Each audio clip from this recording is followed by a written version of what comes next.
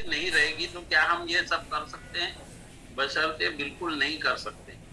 और ये जो वर्क है, हमारे जो शरीर की संरचना इतनी डेलिकेट है, इतनी सुंदर है कि हमको उसको एक जो मंदिर में भगवान की जिस हिसाब से हम पूजा करते हैं वैसे ही हमको हमारे शरीर की भी पूजा करना चाहिए, यानी हमारे को हमारे शरीर का ओवरऑल जो है उसका ख्याल रखना चाहिए। तो सर्वप्रथम हमको यही मानना पड़ेगा कि हमारे शरीर को चलाने के लिए जो ईंधन की जरूरत है वो क्या है। तो ये दैट इज ए मेटाबॉलिज्म। तो मेटाबॉलिज्म क्या होता है कि ये एक प्रोसेस है जो हमारे जो भी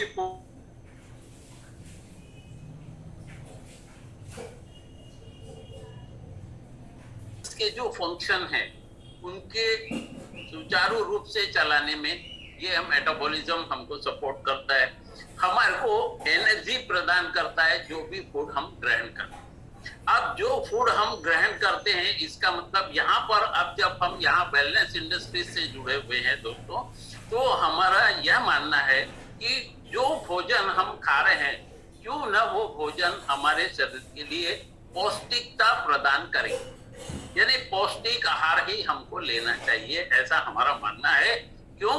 क्योंकि अगर आपको मेडिसिन फ्री लाइफ जीना है, आज आए दिन आप देख रहे हैं कि हम जिस सदी में अभी आज बिलोंग कर रहे हैं उसमें किस प्रकार के ग्रोइंग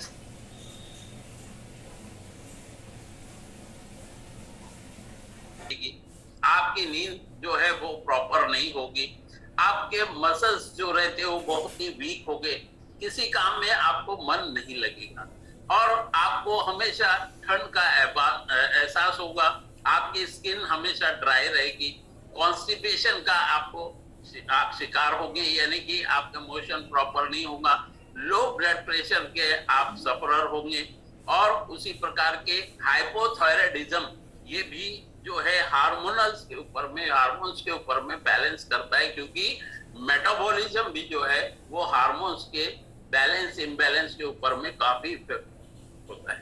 तो इसीलिए जो हम देखते हैं कि हाइपरथायराइडिज्म जो है उनका भी मेटाबॉलिज्म जो है वो बहुत ही फ्लक्चुएट होते रहता है, कम ज्यादा होते रहता है।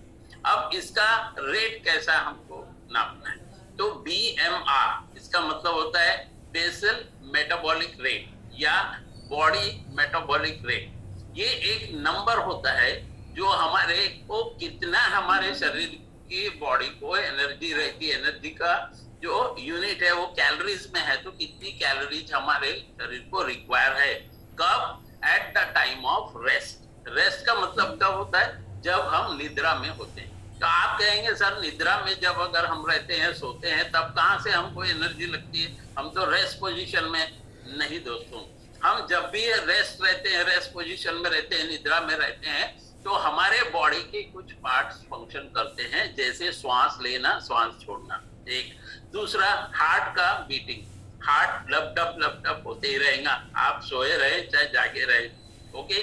उसी प्रकार से हमारा ब्लड सर्कुलेशन भी चलता है। तो ये सारे चीजों के लिए हमको एनर्जी की आवश्यकता होती है। तो वो बेसल मेटाबॉलिक जो रेट है, ये जो नंबर है, ये कैलोरीज उसमें बर्न होती है। अप्रोक्सीमेटली जब हम यहाँ पर जब सोते रहते हैं उस समय अप्रोक्सीमेटली 1500 कैलोरीज हमारी बर्न होती है। ये हम किसी को कुछ भी थोड़ा सा भी ज्ञात नहीं रहता, क्योंकि हम यही सोचते हैं कि हम रेस्ट पोजीशन में तो हमारी कोई कैलोरीज बर्न नहीं हो रही, लेकिन ऐसा नहीं है दोस्तों। अब इन एडिशन यहाँ हम क्या बता सकते हैं कि जो दूसरे फैक्टर्स है जो हमारे कैलोरीज को बर्न करने में जो यूज होते हैं वो क्या रहते हैं पर डे में, जैसे हमारा फूड प्रोसेसिंग, जैसे कि digestive system, absorption, transporting and storing जो रहता है ये फूड का, ये कंज्यूम करते हैं हमारे कैलोरीज को। अब 10% इसमें जो कैलोरीज है वो कार्बोहाइड्रेट और प्रोटीन जो हम खाते हैं उसको वो डाइजेशन के समय में यूज होता है, उसके एब्जॉर्प्शन के समय यूज होता है, उसमें से न्यूट्रिएंट्स को निकालने के समय में यूज होता है। उसी प्रकार से जब हम फिजिकल एक्टिविटीज करते हैं, जब फिजिकल एक्टिविटीज करते हैं तो हमारा मोर कैलोरीज बर्न होता है। जैसे कि हम जैसे टेनिस बॉल खेल रहे हैं, वॉकिंग कर रहे हैं, या हम अपने डॉग को, पेट डॉग को या पेट एनिमल्स को घुमा ले जा रहे हैं, ये जो वर्किंग्स रहती है। अब जब महिलाएं, देश के कहते हैं महिलाएं क्या करते हैं, सुबह से उठ के शाम तक के वो दिन भर में कम से कम अप्रोक्सीमेटली अगर हम कैलकुलेट करेंगे तो जो पेडोमीटर से अगर हम नापेंगे तो मिनिमम 8 to 10,000 जो स्टेप्स उनके हो जाते हैं। यानी आप जब वो स्टेप्स हो रहे हैं तो इसका मतलब वो बर्न, यानी एनर्जी भी बर्न हो रही है। तो ये केवल इतना ही सफिशिएंट नहीं, लेकिन जब हम फिजिकल एक्टिविटीज करते हैं तो हमारी एनर्जी ज्यादा बर्न होती है। जैसे वर्कआउट करते हैं, जो स्ट्रेंथ एंड वर्कआउट वगैरह हो गया, योगा हो गया, ये सारे चीजों के ऊपर, अलग अलग वर्कआउट के ऊपर हमारी जो कैलोरीज बर्न होने की प्रक्रिया रहती है वो भी अलग अलग होती है। तो दोस्तों, जब ये कैलोरीज बर्न हो रही है तो हमको इनटेक भी वैसा होना चाहिए। ओके, तो मेटाबॉलिज्म हमारे क्या करता है दोस्तों, जब भी हम फूड करते हैं, इसमें एक और एग्जांपल बताता हूँ। जैसे हमारे परिवार के कुछ सदस्य एक साथ बैठ करके भोजन करते हैं, वैसे तो आज उसका जमाना नहीं रहा। हमारे समय में जब रहते थे हम सब एक साथ मिल करके भोजन करते थे, तो उसमें बड़े भी होते थे, छोटे बच्चे भी होते थे और वृद्ध लोग भी रहते थे। लेकिन जब हम उनको खाना सर्व करते थे तो सभी को, जैसे फॉर एग्जांपल अगर हम दाल दिए तो एक कटोरी दाल सारे लोगों को एक कटोरी दाल दी, करेक्ट, चपाती मिलती, ओके। लेकिन हमारी रिक्वायरमेंट कैसी है, रिक्वायरमेंट कैसी है दोस्तों, कि जो बच्चा है, यंग है, जो थोड़ा सा ओल्ड एज है, इनके कंपैरिजन में यंग जो पीपल्स, यंग जो रहते हैं, उनकी इनटेक कैपेसिटी ज्यादा होती है। क्यों ज्यादा होती है? क्योंकि वो जो ओल्डर एज के व्यक्ति है उनसे ज्यादा फिजिकल एक्टिविटी, ज्यादा वर्क करते हैं, तो उनकी कैलोरीज ज्यादा बर्न होती है। इस कारण से उनको ज्यादा हमको फूड इनटेक लेने के लिए कहना।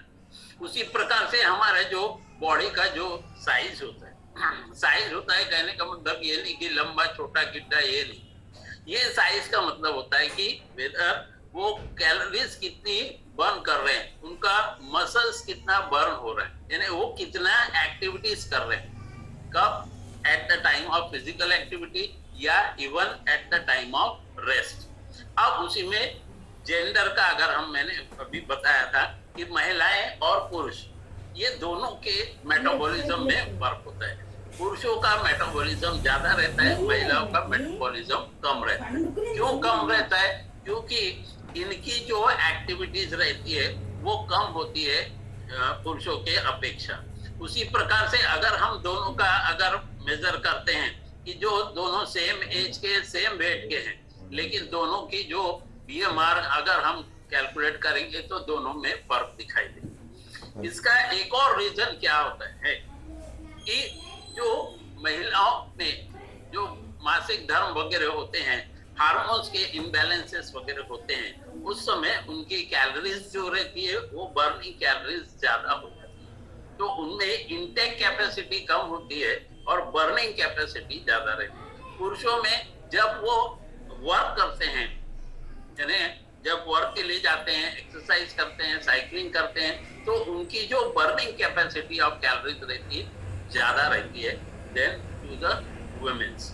उसी प्रकार से एज जो है ये भी एक बहुत बड़ा फैक्टर।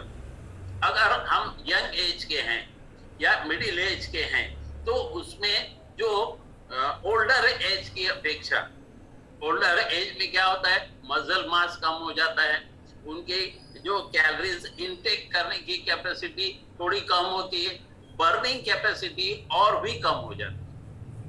वहीं पर अगर हम यंग एज के पीपल या मिडिल एज के देखेंगे तो उस समय उनकी जो कैपेसिटी रहती है वो ज्यादा होती है, मसल्स उनके ज्यादा यानी टेंस होते हैं, और उनका जो अमाउंट ऑफ वर्क भी ज्यादा होता है। और नेक्स्ट जो हम इसके ऊपर डिपेंड देखते हैं दोस्तों, वो रहता है हमारा लाइफस्टाइल। हमारा लाइफस्टाइल कैसा